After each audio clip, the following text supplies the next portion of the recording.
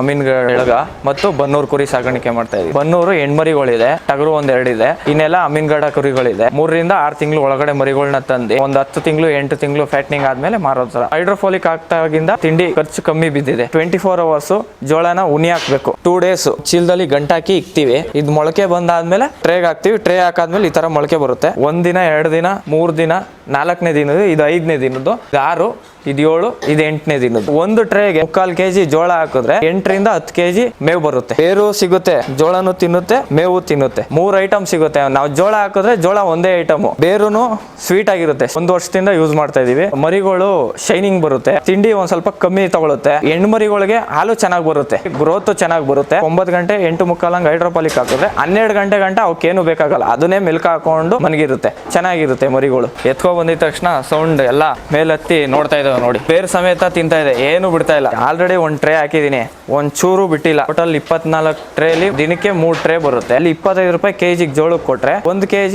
2 ರೂಪಾಯಿ 20 ಪೈಸಾ, ಇಲ್ಲಾಂದ್ರೆ 50 ಪೈಸಾ. 1 kg ಜೋಳ ಹಾಕಿದ್ರೆ 10 kg ಗಂಟನೂ ಬರುತ್ತೆ ನಮ್ಗೆ. ಒಂದೊಂದ್ ಮರಿಗೆ 1 kg ಹಾಕೊಂಡು ಸಾಕು. ಬೇರ್ ತಿಂದ್ರೆ ಮರಿಗಳು ಚೆನ್ನಾಗಿ ಗ್ರೋತ್ ಆಗುತ್ತೆ. ಕೋಳಿಗೂ ಹಾಕ್ಬೋದು, ಕುರಿಗೂ ಹಾಕ್ಬೋದು, ಆಮೇಲೆ ಹಸು, ಎಮ್ಮೆ ಎಲ್ಲದಕ್ಕೂ ಹಾಕ್ಬೋದು. ಹಾಲಿನ ಇಳುವರಿ ಚೆನ್ನಾಗಿ ಬರ್ತಾ ಇತ್ತು. 1 ವರ್ಷ 3 ತಿಂಗಳು 4 ತಿಂಗಳು ಆಯ್ತು ತಗೊಂಡು. ಅಲ್ಲಿಂದ ಇಲ್ಲಿವರೆಗೂ ನಾನು ಒಂದ್ಸತಿನೂ ಅವ್ರಿಗೆ ಫೋನ್ ಮಾಡಿಲ್ಲ. ಇಲ್ಲಿಂದ ಸೋಲಾರ್ ಪ್ಯಾನಲ್ ಮೇಲೆ ಹಾಕಿದ್ದೀನಿ, ಯಾವಾಗ್ಲೂ ಸೋಲಾರಲ್ಲೇ ರನ್ ಆಗುತ್ತೆ, ಅದೇ ಸ್ಪ್ರೇ ಆಗುತ್ತೆ. ನನಗೆ ಒಳ್ಳೆ ಬೆನಿಫಿಟ್ ಇದೆ. ನಮಸ್ತೆ ಸರ್. ಸರ್ ನಿಮ್ಮ ಪರಿಚಯ ಮಾಡಿಕೊಡಿ ಸರ್. ಸರ್ ನಮ್ಮ ಹೆಸರು ಪವನ್ ಕುಮಾರ್ ಅಂತ. ನಾವು ರಾಮನಗರ ಡಿಸ್ಟಿಕ್ ಕುಂಬಾಪುರ ಈ ವಿಲೇಜು. ಯಾವ ತಳಿ ಕುರಿಗಳನ್ನ ಸಾಕಾಣಿಕೆ ಮಾಡ್ತೀವಿ ಸರ್? ಅಮೀನ್ಗಢ ಎಳಗ ಮತ್ತು ಬನ್ನೂರು ಕುರಿ ಸಾಗಾಣಿಕೆ ಮಾಡ್ತಾ ಇದೀವಿ ಸರ್. ಬನ್ನೂರು ಹೆಣ್ಮರಿಗಳಿದೆ, ಟಗರು ಒಂದೆರಡು ಇದೆ. ಇನ್ನೆಲ್ಲ ಅಮೀನ್ಗಢ ಕುರಿಗಳಿದೆ. ಬ್ರೀಡಿಂಗ್ ಪರ್ಪಸ್ ಅಥವಾ ಸರ್ ಬನ್ನೂರು ಬ್ರೀಡಿಂಗ್ ಪರ್ಪಸ್ಗೆ ಅಂತ ಮೇಂಟೈನ್ ಮಾಡ್ತಾ ಇದ್ದೀವಿ. ಒಂದು 3-4 ಇದೆ ಹೆಣ್ಮರಿಗಳು. ಇನ್ನೆಲ್ಲ ಫ್ಯಾಟ್ನಿಂಗ್ ಪರ್ಪಸ್ಗೆ ಅಂತ ಯೂಸ್ ಮಾಡ್ತಾ ಇದ್ದೀವಿ. ಒಂದು 10 ತಿಂಗಳು 8 ತಿಂಗಳು ಫ್ಯಾಟ್ನಿಂಗ್ ಪರ್ಪಸ್ ಮಾಡಿಬಿಟ್ಟು ಫ್ಯಾಟ್ನಿಂಗ್ ಆದಮೇಲೆ ಮಾರೋ ಥರ. ಇವಾಗ ಬಕ್ರೀದ್ಗೆ ಇಷ್ಟಪಟ್ಟು ತೊಗೊಳ್ತಾರೆ, ಅದಕ್ಕೋಸ್ಕರ ಅಮೀನ್ಗಢ ಮರಿಗಳನ್ನ ಸಾಕ್ತಾ ಇದ್ದೀವಿ. ನೀವು ಎಷ್ಟು ತಿಂಗಳು ಮರಿಗಳನ್ನ ತೊಗೊಂಬರ್ತೀರಾ? ಎಷ್ಟು ತಿಂಗಳು? ಸರ್ ನಾವು ಒಂದು 6 ತಿಂಗಳು ಇಲ್ಲಾಂದರೆ ಒಂದು 3 ತಿಂಗಳು ಮರಿಗಳು, 3 ರಿಂದ 6 ತಿಂಗಳು ಒಳಗಡೆ ಮರಿಗಳನ್ನ ತಂದು ಅಲ್ಲಿಂದ ಬಂದು ಇಲ್ಲಿಗೆ ಚಿಕ್ಕ ಮರಿಗಳು ಆಗಲ್ಲ, ದೊಡ್ಡ ಮರಿಗಳೇ ತಂದು ಸಾಕಿ ಆಮೇಲಿಂದ ಮಾರ್ತೀವಿ ಬಕ್ರೀದ್ಗೆ. ಮೇಂಟೆನೆನ್ಸ್ ಯಾವ ಥರ ಇರುತ್ತೆ? ಮೇವಿನ ಪದ್ಧತಿ ಯಾವ ಥರ ಇರುತ್ತೆ ಸರ್? ಮೇವಿನ ಪದ್ಧತಿ ಒಂದು ಟೈಮು ಬೆಳಗ್ಗೆ 1 ಟೈಮ್ ತಿಂಡಿ, ಆಮೇಲಿಂದ ತಿರ್ಗಾ 2-3 ಟೈಮು ಮೇವು, 1 ಟೈಮ್ ತಿಂಡಿ, ಈ ಥರ ಕೊಡ್ತಿದ್ದೋ. ಇವಾಗ ಏನಂತ ಅಂದರೆ ನಾವು 1-1.5 ವರ್ಷದಿಂದ ಹೈಡ್ರೋಫೋಲಿಕ್ ಆಗ್ತಾಯಿದ್ದೀವಿ. ಹೈಡ್ರೋಫೋಲಿಕ್ ಆಗ್ತಾಗಿಂದ ನಮಗೆ ಒಂದು ಸ್ವಲ್ಪ ತಿಂಡಿ ಖರ್ಚು ಕಮ್ಮಿ ಬಿದ್ದಿದೆ. ಆಮೇಲಿಂದ ಮುಂಚೆ ತಿಂಡಿ ಜಾಸ್ತಿ ನಮಗೆ ಖರ್ಚಾಗ್ತಾಯಿತ್ತು. ಇವಾಗ ಹೈಡ್ರೋಫಾಲಿಕಲ್ಲಿ ನಮಗೆ ಒಂದು ಸ್ವಲ್ಪ ಕಮ್ಮಿ ಖರ್ಚು ಇದ್ದರೆ ತಿಂಡಿಗಳಲ್ಲಿ. ಹೈಡ್ರೋಫಾಲಿಕ್ 1 ಟೈಮ್ ಹಾಕ್ತೀವಿ, ಬೆಳಗ್ಗೆ 1 ಟೈಮ್ ತಿಂಡಿ ಹಾಕೋ ಬದಲು ಹೈಡ್ರೋಫಾಲಿಕ್ ಹಾಕ್ತೀವಿ. ಆಮೇಲೆ 1 ಟೈಮ್ ಮೇವು ಸ್ಕಿಪ್ ಆಗುತ್ತೆ ಅಲ್ಲಿಗೆ. ಇನ್ನು 2 ಟೈಮ್ ಮೇವು ಹಾಕ್ತೀವಿ, ಸಾಯಂಕಾಲ 1 ಟೈಮ್ ತಿಂಡಿ ಹಾಕ್ತೀವಿ. ಡೆವಲಪ್ಮೆಂಟು ಅಂತ ಅಂದರೆ ಇವಾಗ ಮಂತ್ಲಿ ಗ್ರೋತ್ ಗೊತ್ತಾಗುತ್ತೆ ನಮಗೆ. ಇವಾಗ ನಾವು ತಿಂಡಿ ಹಾಕೋದ್ರಲ್ಲಿ, ಆಮೇಲಿಂದ ಮೇವು ಹಾಕೋದ್ರಲ್ಲಿ, ಮರಿಗಳು ಚೆನ್ನಾಗಿ ಮೇವು ಬೇಕು. ನಾವು ಜಾಸ್ತಿ ಒಣ ಮೇವೇ ಕೊಡೋದು, ಹಸಿರು ಮೇವು ಕೊಡೋಲ್ಲ. ನಾವು ಏನಂದರೆ ರಾಗಿ ಹುಲ್ಲಿದೆ ನಮ್ಮ ಕಡೆ, ರಾಗಿ ಹುಲ್ಲು ಹುಳ್ಳಿ ಒಟ್ಟಿದೆ, ರಾಗಿ ಹುಲ್ಲು ಹುಳ್ಳಿ ಒಟ್ಟು ಜಾಸ್ತಿ ಹಾಕ್ತೀವಿ ನಾವು. ರಾಗಿ ಹುಲ್ಲೇ ಜಾಸ್ತಿ ಪ್ರಿಫರೆನ್ಸ್ ಕೊಡೋದು. ಸರ್ ನೀವು ಹೇಳಿದ್ರೆ ಹೈಡ್ರೋಪೋನಿಕ್ ಮೇವು ಕೊಡ್ತೀನಿ ಅಂತ, ಯಾವ ಟೈಮಲ್ಲಿ ಕೊಡ್ತೀರಾ? ಅದು ಹೇಗಿದೆ ತೋರಿಸ್ಕೊಡಿ ಸರ್. ಹೈಡ್ರೋಪೋನಿಕ್ ಮೇವು ನಮಗೆ 1 ಟೈಮ್ ಮಾತ್ರ ಹಾಕ್ತೀವಿ ನಾವು. 9 ಗಂಟೆ ಹಂಗೆ ಹಾಕ್ತೀವಿ ಬೆಳಗ್ಗೆ. ಅದು ಹಾಕಾದ್ಮೇಲೆ ತಿರ್ಗಾ 12 ಗಂಟೆಗೆ ಅಷ್ಟೇ ನಾವು ಮೇವು ಹಾಕೋದು. 12 ಗಂಟೆಗೆ ಮೇವು ಹಾಕಿ ಆಮೇಲೆ ನೀರು ಕುಡಿಸ್ತೀವಿ. ಹೈಡ್ರೋಪಾಲಿಕ್ಕು 9 ಗಂಟೆ 9:30 ಒಳಗಡೆ ನಾವು ಹಾಕ್ಕೊಳ್ತೀವಿ. ಇವಾಗ ನಾವಿಲ್ಲ ಅಂತಂದ್ರು ನಮ್ಮ ಮನೆಯವರು ಹಾಕ್ಕೊಳ್ತಾರೆ, ಮನೇಲಿ ನಮ್ಮ ತಾತ ಅವ್ರು ಇದ್ದಾರೆ, ನಮ್ಮ ಅವ್ರು ಹಾಕ್ಕೊಂಡು ಆಮೇಲಿಂದ ನಾವು ಮಧ್ಯಾಹ್ನ ನಮಗೇನಿರಲ್ಲ, ನಾವು ಬೆಳಗ್ಗೆ ಕೆಲ್ಸಕ್ಕೆ ಹೋಗ್ತೀವಿ, ಸಾಯಂಕಾಲ 6:30-7 ಗಂಟೆಗೆ ಕೆಲಸದಿಂದ ಬರ್ತೀವಿ. ಮನೇಲಿ ನೋಡ್ಕೊಳ್ತಾರೆ. ಮನೇಲಿ ನೋಡ್ಕೊಳ್ಳೋದ್ರಿಂದ ನಮಗೇನು ತೊಂದರೆ ಇಲ್ಲ. ನಾವು ಅಷ್ಟೇ ಹೈಡ್ರೋಫೋಲಿಕ್ ಮಾಡ್ತೀವಿ.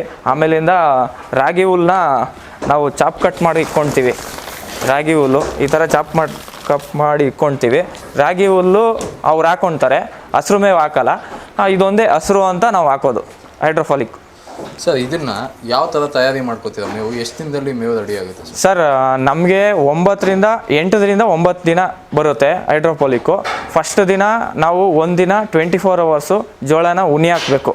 ಈ ಥರ ನೀರಲ್ಲಿ ಉನಿ ಹಾಕಬೇಕು. 24 hours ಉನಿ ಹಾಕಬೇಕು. ಈ ಥರ ಬರುತ್ತೆ. 24 hours ಉನಿ ಹಾಕಬೇಕು. ಇದಾದಮೇಲೆ ನೆಕ್ಸ್ಟ್ ಸ್ಟೇಜು ನಾವು ಚೀಲದಲ್ಲಿ ಗಂಟಾಕಿ ಇಕ್ತೀವಿ, ಮೊಳಕೆ ಕಟ್ತೀವಿ. ಮೊಳಕೆ ಕಟ್ಟಿದ್ರೆ ನೋಡಿ, ಮೊಳಕೆ ಇಲ್ಲೇ ಚೀಲದಲ್ಲೇ ಕಾಣಿಸ್ತಾ ಇದೆ. 2 ಡೇಸು 48 ಅವರ್ಸ್ ಬರುತ್ತೆ. 48 ಅವರ್ಸ್ ಬಂದಾದಮೇಲೆ ಜೋಳ ಹಿಂಗಿರುತ್ತೆ. ಚೆನ್ನಾಗಿ ಜೋಳ ಇರಬೇಕು. ಜೋಳ ಹಿಂಗಿರುತ್ತೆ. ಇದು ಮೊಳಕೆ ಬಂದಾದಮೇಲೆ ನಾವು ಈ ಥರ ಟ್ರೇಗೆ ಹಾಕ್ತೀವಿ ನೋಡಿ, ಈ ಥರ ಟ್ರೇಗೆ ಹಾಕ್ತೀವಿ.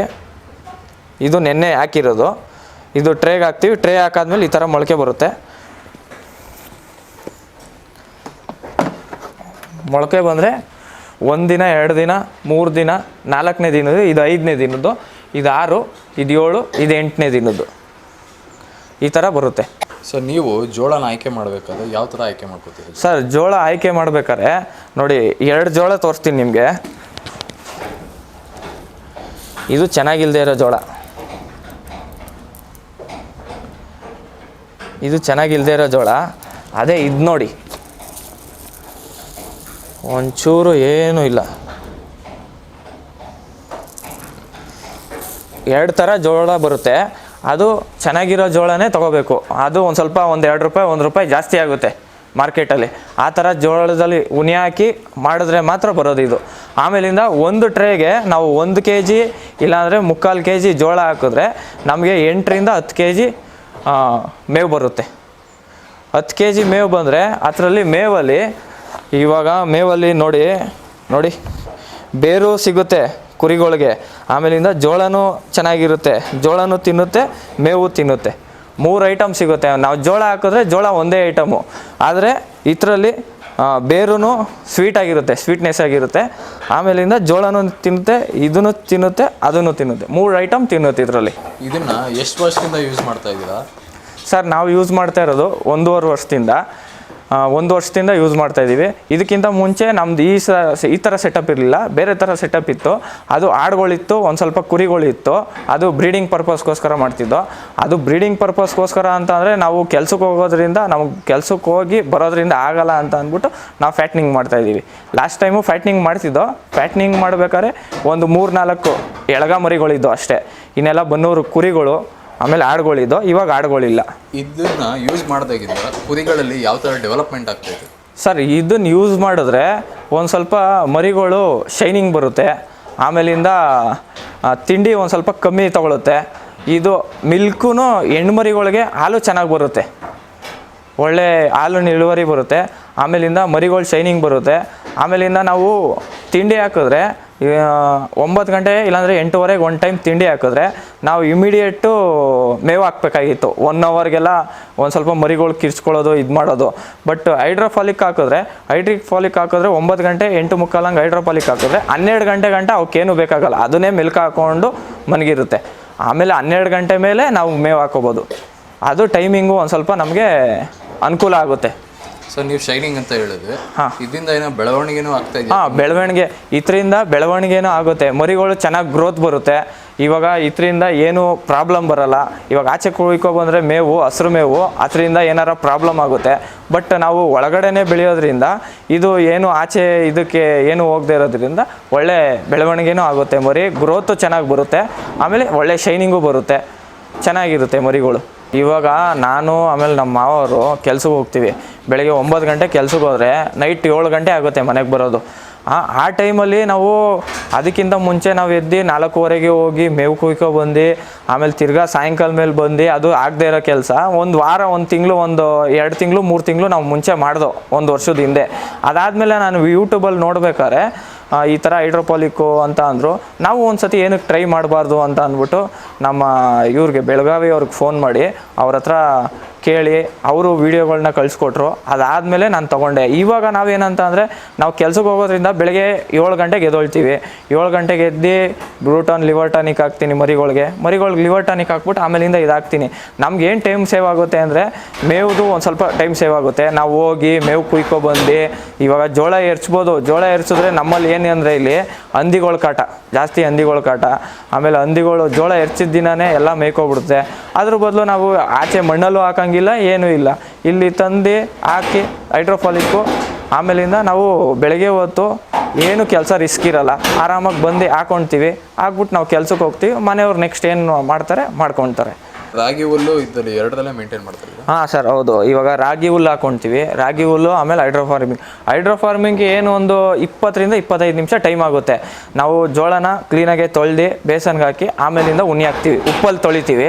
ಉಪ್ಪಲ್ಲಿ ಒಂದು ಸ್ವಲ್ಪ ಉಪ್ಪು ಹಾಕ್ಬಿಟ್ಟು 3 kg ಜೋಳ ಹಾಕ್ಕೊಳ್ತೀನಿ. 3 ಟ್ರೇಗೆ 3 kg ಜೋಳ ಹಾಕ್ಕೊಂಡು ಉಪ್ಪಲ್ಲಿ ಒಂದು ಸ್ವಲ್ಪ ತೊಳೆದ್ಬಿಟ್ಟು ತಿರ್ಗಾ ಒಂದು 10 ನಿಮಿಷ ಬಿಟ್ಟು ತಿರ್ಗಾ ತೊಳೆದು ಆಮೇಲಿಂದ ಒಂದು ದಿನಕ್ಕೆ ಉಣ್ಣಿ ಹಾಕ್ಬಿಟ್ಟು ಮಿಕ್ಕಿದ ನೆನ್ನೆದಿರುತ್ತಲ್ಲ ಅದನ್ನು ಮೊಳಕೆ ಹಾಕ್ಬಿಟ್ಟು ಇದು ಮಾಡ್ತೀವಿ. ಇದನ್ನು ಟ್ರೇನ ತೊಗೊಂಡೋಗಿ ಹಾಕಿ ಅದು ಒಂದು 20-25 ಮಿನಿಟ್ಸ್ ಆಗುತ್ತೆ. ಕುರಿಗಳು ಚೆನ್ನಾಗಿ ತಿಂತವೆ.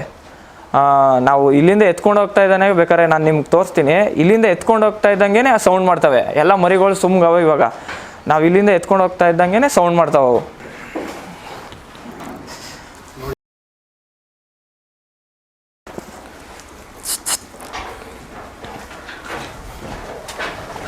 ನೋಡಿ, ಸೈಲೆಂಟಾಗಿತ್ತು. ಬಂದಿದ ತಕ್ಷಣ ಸೌಂಡ್ ಎಲ್ಲ ಮೇಲೆತ್ತಿ ನೋಡ್ತಾ ಇದ್ದಾವೆ. ನೋಡಿ, ಸೈಲೆಂಟ್ ಇತ್ತು, ಎಲ್ಲ ಸೌಂಡ್ ಮಾಡ್ತಾಯಿದೆ. ಒಂದು ಟ್ರೇಗೆ ಒಂದು 6-8 ಕುರಿಗಳಿಗೆ ಕೊಡ್ತೀವಿ. ನೋಡಿ,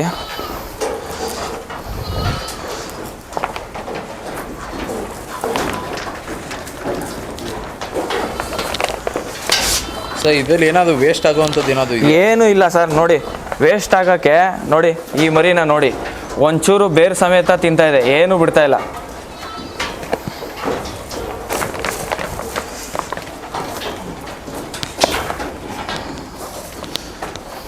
ನೋಡಿ, ಈ ಮರಿಗಳು ಫ್ಯಾಟ್ನಿಂಗ್ ಚೆನ್ನಾಗಾಗುತ್ತೆ ಸರ್. ನೋಡಿ,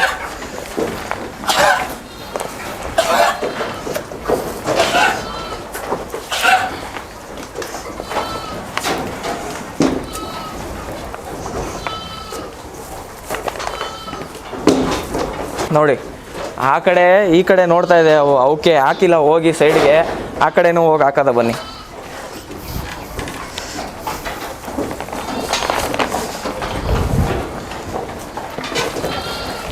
ನೋಡಿ, ಆಲ್ರೆಡಿ ಒಂದು ಟ್ರೇ ಹಾಕಿದ್ದೀನಿ, ಒಂಚೂರು ಬಿಟ್ಟಿಲ್ಲ, ಎಲ್ಲ ಮೇಯ್ಕೊಳ್ತಾ ಇದೆ.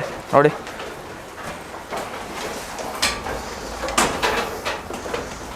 ಇಷ್ಟಪಟ್ಟು ತಿಂತವೆ, ಚೆನ್ನಾಗಿ ತಿಂತವೆ. ಟೋಟಲ್ 24 ಟ್ರೇಲಿ ದಿನಕ್ಕೆ 3 ಟ್ರೇ ಬರುತ್ತೆ.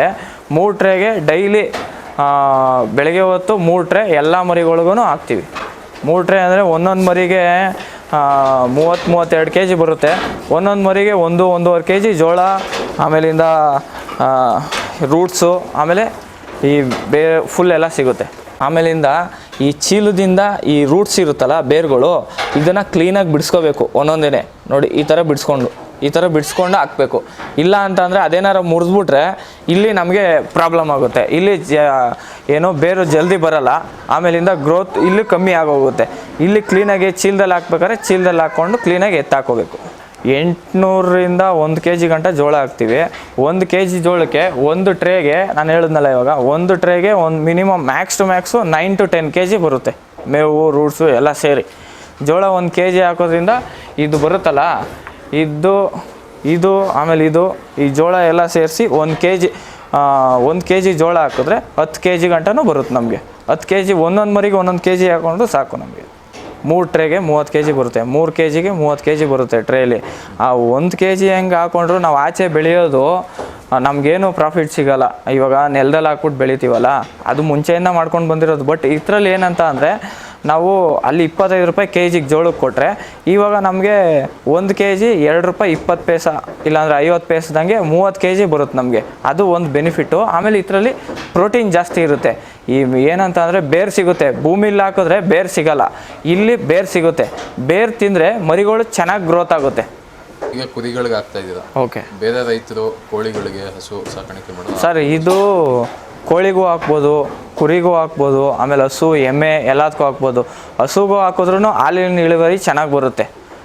ನಮ್ಮಲ್ಲೇ ಒಂದು ಹಸುಗೆ ಹಾಕ್ತಿದ್ದೋ, ಇವಾಗ ಹಸು ಇಲ್ಲ ಪ್ರೆಸೆಂಟಾಗಿ. ನಾವು ಇವಾಗ ಕೊಟ್ಬಿಟ್ಟು ನಾಟಿ ಹಸು, ಅದಕ್ಕೂ ಹಾಕ್ತಿದ್ದೋ, ಹಾಲಿನ ಇಳುವರಿ ಚೆನ್ನಾಗಿ ಬರ್ತಾಯಿತ್ತು. ನಮ್ಮದು ನಾಟಿ ಹಸು 1 ಲೀಟ್ರ್ 1.25 ಲೀಟ್ರ್ ಕೊಡ್ತಾಯಿದ್ದು. ಒಂದು 200 ml ಆ ಥರ ಜಾಸ್ತಿ ಕೊಡೋಕ್ಕೆ ಸ್ಟಾರ್ಟ್ ಮಾಡ್ತು. ಹಸುಗೂ ಹಾಕ್ಬೋದು, ಎಮ್ಮೆ, ಕೋಳಿ, ಕುರಿ ಎಲ್ಲದಕ್ಕೂ ಹಾಕ್ಬೋದು. ಸರ್, ಈ ಮೆಷಿನ್ ನೀವು ತೊಗೊಳಕ್ಕೆ ಎಲ್ಲಿ ನೋಡಿದ್ವಿ, ಯಾಕೆ ತೊಗೋಬೇಕು ಅಂತ? ಸರ್ ಈ ಮಿಷಿನ್ನ ನಾನು ಯೂಟ್ಯೂಬಲ್ಲಿ ನಾರ್ಮಲಾಗಿ ಚೆಕ್ ಮಾಡ್ತಿದ್ದೆ, ಯೂಟ್ಯೂಬಲ್ಲಿ ನೋಡ್ತಾ ಇರ್ತೀನಿ. ಈ ಕುರಿಗಳ ಬಗ್ಗೆ ಎಲ್ಲ ನನಗೆ ಇನ್ಫಾರ್ಮೇಷನ್ ಬೇಕು ಅಂದ್ಬಿಟ್ಟು ನಾನು ನೋಡ್ತಾ ಇರ್ತೀನಿ. ಆ ಟೈಮಲ್ಲಿ ನಾನು ಇದೇ ಥರನೇ ಮೈಸೂರವ್ರು ಒಬ್ಬರು ಮಾಡಿದರು. ಆ ಯೂಟ್ಯೂಬಲ್ಲಿ ನೋಡಿ ಅಭಿಮಾ ಕೃಷಿ ಅನ್ನೋರು ಬೆಳಗಾವಿಯವರು, ಅವ್ರಿಗೆ ಫೋನ್ ಮಾಡಿ ನಾನು ತರಿಸ್ಕೊಳ್ಳೋಕ್ಕೆ ಫೋನ್ ಮಾಡಿ ಮಾತಾಡಿದೆ. ಅವ್ರಿಗೆ ಹೇಳಿದೆ, ಸರ್ ನೀವೇ ಬಂದು ಇನ್ಸ್ಟಾಲ್ ಮಾಡಿಕೊಡ್ಬೇಕು ಅಂತ ಅಂದಿದ್ದಕ್ಕೆ, ಸರ್ ನಾವು ಬರೋಕ್ಕಾಗಲ್ಲ, ಇನ್ಸ್ಟಾಲ್ ಮಾಡ್ಕೊಡೋಕ್ಕಾಗಲ್ಲ, ನಿಮ್ಗೆ ವೀಡಿಯೋ ಕಳಿಸ್ಕೊಡ್ತೀವಿ, ಆ ವಿಡಿಯೋ ಮುಖಾಂತರ ಎಲ್ಲ ಇನ್ಫಾರ್ಮೇಷನ್ ಇರುತ್ತೆ ಅಂತ ಅಂದು ನಮಗೂ ಒಂದು ಸ್ವಲ್ಪ ಯಾವ ಥರ ಇನ್ಸ್ಟಾಲ್ ಮಾಡೋದು ಅಂತ ನಮಗೂ ಗೊತ್ತಿರಲಿಲ್ಲ. ಬಂದಾದಮೇಲೆ ಮಿಷಿನ್ ಬಂದಾದಮೇಲೆ ನಾನೇ ಒಂದು 30 ಇಂದ 45 ಮಿನಿಟ್ಸಲ್ಲಿ ಇನ್ಸ್ಟಾಲ್ ಮಾಡಿಕೊಂಡು ಅವ್ರಿಗೆ ವೀಡಿಯೋ ಕಳಿಸ್ದೆ. ಸರ್ ಸರಿ ಇದೆಯಾ ಏನು ಅಂತ ವೀಡಿಯೋ ಚೆಕ್ ಮಾಡಿಬಿಟ್ಟು ಸರಿ ಇದೆ ಸರ್, ನೀವು ಬೆಳ್ಕೊಬೋದು ಅಂತ ಹೇಳಿದ್ರು. ಆಮೇಲಿಂದ ಆ ಸೆಟ್ಟಿಂಗ್ಸು ಯಾವ ಥರ ಸೆಟ್ಟಿಂಗ್ಸು, ಬೆಳಗ್ಗೆ ರಾತ್ರಿ ಆನ್ ಆಗೋದು ಆಫ್ ಆಗೋದು ಆ ಸೆಟ್ಟಿಂಗ್ಸ್ ಎಲ್ಲ ಹೇಳಿದ್ರು ಫೋನಲ್ಲಿ. ಆಮೇಲೆ ವೀಡಿಯೋಸ್ ಕಳಿಸಿದ್ರು. ಅದಾದಮೇಲೆ ನಾನು ಇವಾಗ ಒಂದು ವರ್ಷ 3 ತಿಂಗಳು 4 ತಿಂಗಳಾಯಿತು ತೊಗೊಂಡು. ಅಲ್ಲಿಂದ ಇಲ್ಲಿವರೆಗೂ ನಾನು ಒಂದು ಸತಿನೂ ಅವ್ರಿಗೆ ಫೋನ್ ಮಾಡಿಲ್ಲ. ನಾನು ವೀಡಿಯೋಸ್ ಕಳಿಸ್ತೀನಿ, ಏನಾರ ಇದ್ದರೆ ಅವರು ಫೋನ್ ಮಾಡ್ತಾರೆ, ಇಲ್ಲ ನಾನು ಫೋನ್ ಮಾಡ್ತೀನಿ. ಪ್ರಾಬ್ಲಮ್ ಅಂತ ಯಾವತ್ತೂ ಫೋನ್ ಮಾಡಿಲ್ಲ. ನನಗೆ ಇಲ್ಲಿವರೆಗೂ ಕರೆಂಟ್ ಯೂಸೇಜ್ ಇಲ್ಲ. ನಾನು ಇಲ್ಲಿಂದ ಸೋಲಾರ್ ಪ್ಯಾನಲ್ ಮೇಲೆ ಹಾಕಿದ್ದೀನಿ. ಈ ಯಾವಾಗ್ಲೂ ಸೋಲಾರಲ್ಲೇ ರನ್ ಆಗುತ್ತೆ. ಕೋಲ್ಡ್ ಸೀಸನಲ್ಲೂ ಅಷ್ಟೇ, ನಾನು ಜಾಸ್ತಿ ಕೋಲ್ಡ್ ಸೀಸನಲ್ಲಿ ಟೈಮಿಂಗ್ ಇಟ್ಕೊಳ್ತೀನಿ 3 hours 30 seconds ಅಂತ ಅಂದ್ಬಿಟ್ಟು. ಆ ಟೈಮಲ್ಲೂ ಅಷ್ಟೇ ಸೋಲಾರಲ್ಲೇ ರನ್ ಆಗಿದೆ. ನಾನು ಕರೆಂಟಲ್ಲಿ ಜಾಸ್ತಿ ಇದಿಲ್ಲ. ಆಮೇಲೆ ಮೇನ್ ಬೆನಿಫಿಟು ಅಂತ ಅಂದರೆ ಇದಕ್ಕೆ ವಾಟ್ರು ಆಮೇಲಿಂದ ಕರೆಂಟ್ ಜಾಸ್ತಿ ಬೇಕು ಅಂತ. ಕರೆಂಟ್ ಏನು ಜಾಸ್ತಿ ಬೇಕಾಗಲ್ಲ, ಸೋಲಾರ್ ಪ್ಯಾನಲ್ ಇದೆ, ಒಂದು ಬ್ಯಾಟ್ರಿ ಕೊಟ್ಟಿರ್ತಾರೆ ಅವರೇನೆ, ಅದರಿಂದ ಇನ್ಸ್ಟಾಲ್ ಆಗುತ್ತೆ, ಅದೇ ರನ್ ಆಗುತ್ತೆ. ನಾವು ಇಲ್ಲಿ ಬಂದು ಸ್ಪ್ರೇ ಹೊಡಿಬೇಕು ಆ ಥರ ಇಲ್ಲ, ಅದೇ ಸ್ಪ್ರೇ ಆಗುತ್ತೆ. ಇಷ್ಟು ಟೈಮಿಂಗ್ ಇಕ್ಕಿರ್ತೀವಿ. ಆಮೇಲಿಂದ ನಾನು ಈ ಡ್ರಮ್ಮಲ್ಲಿ ಒಂದು 10 daysಗೆ ಈ ಡ್ರಮ್ ತುಂಬಿಸ್ತೀನಿ. ಈ ಡ್ರಮ್ 10 days ಬರುತ್ತೆ. 10 days ಬಂದರೆ ನೀರು ಅಷ್ಟೇ, ನೀರು ಕಮ್ಮಿ ಖರ್ಚಾಗುತ್ತೆ. ನನಗೆ ಒಳ್ಳೆ ಬೆನಿಫಿಟ್ ಇದೆ.